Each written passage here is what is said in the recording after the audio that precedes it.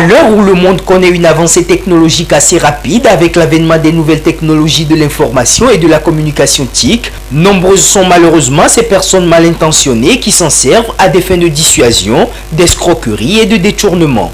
Des actes malsains qui, selon la loi, constituent des crimes appelés cybercriminalité.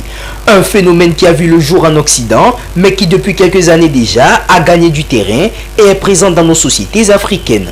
Si pour certains le phénomène de cybercriminalité semble être nouveau, d'autres en savent quelque chose. La cybercriminalité, c'est le fait que les gens qui sont mal intentionnés, qui arnaquent les gens sur Internet, ou bien piratent ton compte et on te fait des menaces après.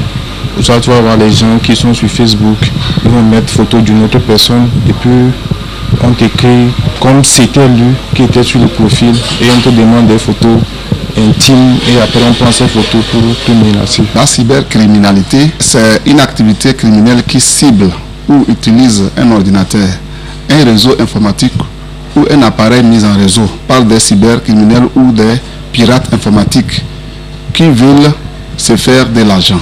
L'évidence est réelle, le phénomène est bel et bien présent et fait de plus en plus de victimes innocentes chaque jour. C'est à cœur ouvert que certains nous racontent ce qu'ils ont déjà vécu comme expérience avec des cybercriminels. J'ai été une fois victime des arnaqueurs.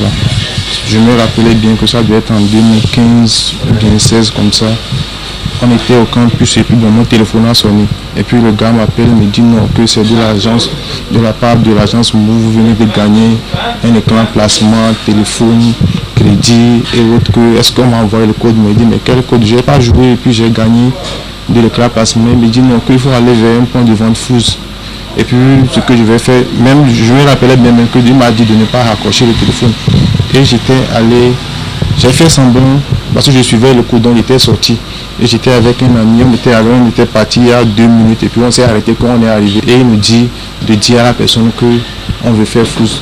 Quand la personne va mettre le schéma, que de lui dire de mettre 80 0 0, ce qui fait 0 0 0, donc ce qui fait 80 000. Et je lui ai dit non mon frère, tu veux me faire endetter ou comment?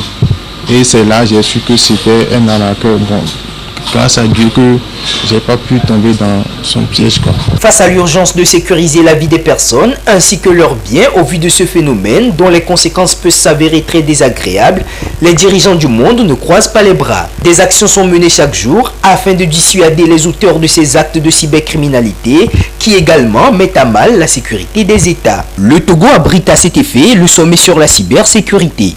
Une première rencontre en Afrique qui va permettre à plusieurs experts du domaine de se pencher sur les mécanismes à renforcer pour freiner le phénomène.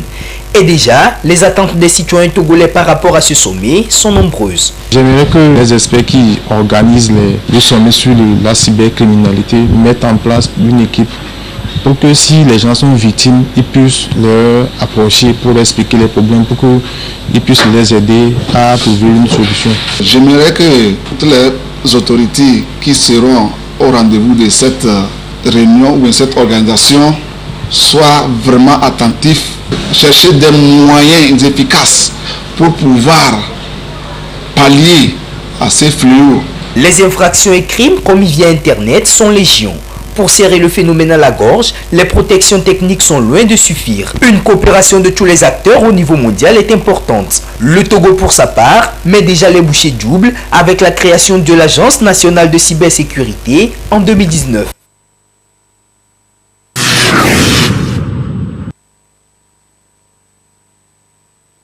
Certains stands déjà aménagés avec des articles bien disposés, d'autres en cours d'aménagement, c'est bien l'image que présente le marché international de l'artisanat du Togo mis à tort à ce premier jour.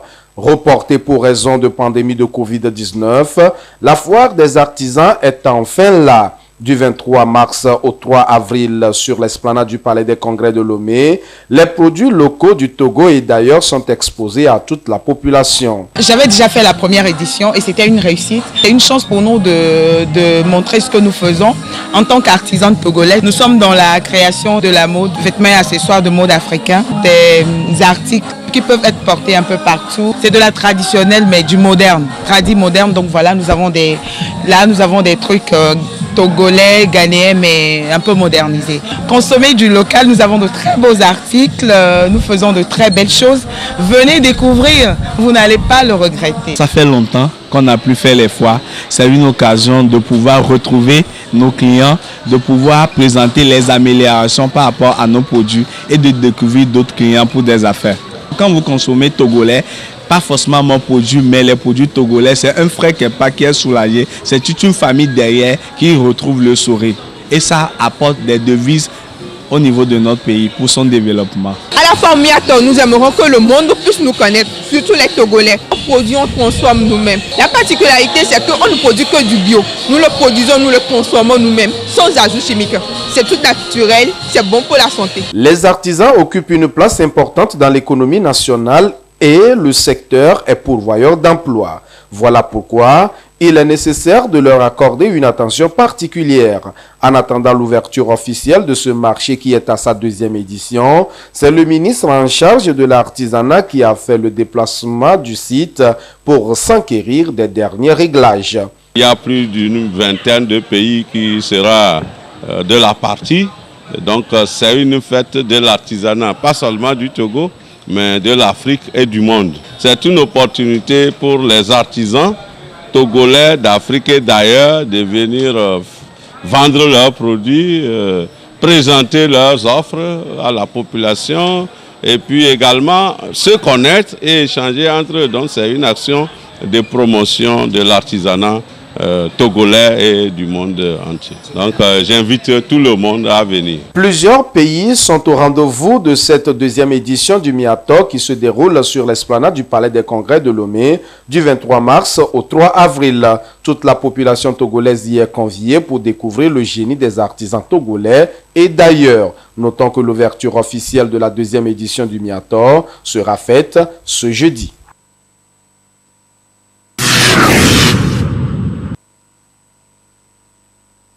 La lutte contre la rage est une lutte permanente engagée depuis des décennies au niveau de chaque État. Au Togo, de multiples actions sont menées sur le terrain pour faire face à cette maladie virale et contagieuse. Et d'importants résultats ont été enregistrés avec des avancées significatives. Depuis un certain nombre d'années, le gouvernement togolais fait un effort pour lancer des campagnes de vaccination contre la rage. Il a été même décidé que cette vaccination soit gratuite sur toute l'étendue du territoire. Cependant, l'on déplore la divagation des chiens au niveau de certaines localités du pays. Ce phénomène, selon les spécialistes du domaine, peut être à l'origine de la réapparition de la rage. Ils reviennent ici sur les causes de cette maladie. Cette maladie, malheureusement, est causée par un virus, généralement appelé le Lissa virus, qui fait partie de la famille des rhabdoviridés. Et heureusement, c'est un virus qui est peu résistant dans le milieu extérieur.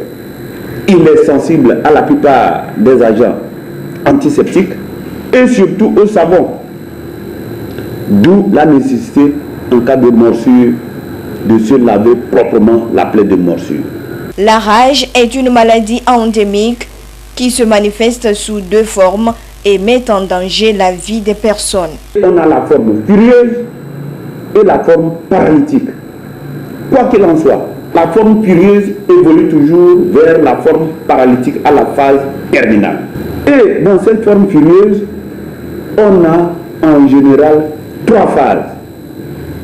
Une phase prodromale qui se caractérise par quoi? Par un changement de comportement chez l'animal. Après cette forme, on évolue vers la phase d'excitation. Dans cette phase d'excitation, l'animal, s'il est en liberté, il va fuguer, c'est-à-dire partir de la concession. Et sur son itinéraire, il va mordre tous les chiens qu'il va croiser ou alors toute personne qui attire son attention. S'il est en cage, il va évoluer vers une paralysie et il meurt dans cet état. Il existe plusieurs mesures préventives, parmi lesquelles la vaccination. Aujourd'hui, il y a de bons vaccins pour lutter contre cette maladie. Il faut en général vacciner les chiens. Et cette vaccination doit se faire chaque année. Chez les jeunes chiens, doit se faire à partir de l'âge de 3 mois. Il faut lutter contre les chiens errants. Quand un chien mord quelqu'un, il faut une mise en observation. C'est très important. Un animal vacciné, s'il n'est pas régulièrement déparasité, l'immunité ne sera pas solide. Le chien est un animal de compagnie. Il mérite des soins adéquats et appropriés pour son bien-être sanitaire. Selon une étude de l'Organisation mondiale de la santé OMS, à peine 5% des animaux domestiques sont vaccinés et près de 60 000 cas de perte en vie humaine chaque année dans le monde sont liés à la rage.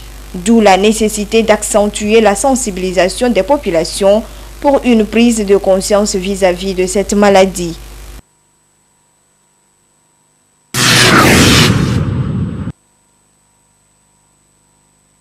La durée normale du sommeil, pour les enfants, surtout les nouveaux-nés en général, la durée du sommeil tourne autour de 11h, 12h. Pour le petit enfant, autour de 10h. Pour l'adolescent, autour de 9h. Et pour l'adulte jeune, c'est 8 heures de sommeil. Mais pour la personne âgée, souvent 10 à 11 heures également. C'est la durée du sommeil par tranche d'âge, expliquée ici par le chef du service de neurologie du CHU, Sylvanus Olympio. Malheureusement, elles sont nombreuses ces personnes qui ne parviennent pas à respecter cette durée. Elles dorment moins par rapport à la normale. L'on parle ici de l'insomnie. L'insomnie, ce trouble du sommeil, est lié à plusieurs facteurs, résumés en 2 grands groupes. L'insomnie, c'est une diminution du sommeil en qualité et en quantité, de manière à ce que ça perturbe le sommeil réparateur. Il y a 2 grands groupes de facteurs. Le premier groupe, ce sont des maladies d'ordre psychologique. L'anxiété, le stress, certaines maladies psychiatriques qui vont entraîner une insomnie le plus souvent. Et le deuxième groupe, c'est souvent lié à certaines maladies organiques. Notamment, vous savez que vous êtes malade, vous avez une maladie qui donne la douleur. C'est difficile pour vous d'accepter cette maladie. Ça vous stresse également. Et donc, cela va amener à développer une insomnie. Et lorsque des mesures idoines ne sont pas prises, l'insomniaque s'expose à des complications. Des problèmes liés, les troubles de mémoire, surtout qui vont perturber la vie sociale, la vie relationnelle. Cela va entraîner des oublis, des troubles de la mémoire importants, l'irritabilité qui va perturber l'environnement. Mais lorsqu'on dort mal aussi, on est à risque de faire des accidents lorsqu'on conduit une moto ou bien un véhicule. Lorsqu'on ne dort pas bien, ça peut nous entraîner dans certaines maladies psychiatriques qu'on va décompenser. Avoir des difficultés à dormir n'est pas sans conséquences sur la vie de la personne.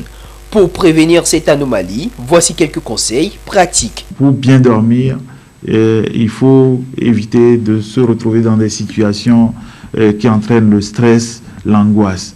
Il faudra éviter la consommation de boissons alcoolisées et de certaines boissons contenant des excitants comme le café. Et puis, il est également recommandé d'avoir une chambre bien positionnée, bien aérée, d'avoir une literie, un lit bien fait avec un matelas qui est bien. Et cela nous permet d'être à l'aise lorsqu'on est couché et de bien dormir. Et surtout, éviter qu'il y ait une pollution sonore tout autour de l'endroit où nous dormons. Éviter l'automédication en cas d'insomnie ou toute autre maladie et consulter son médecin au besoin pour éviter toute surprise désagréable.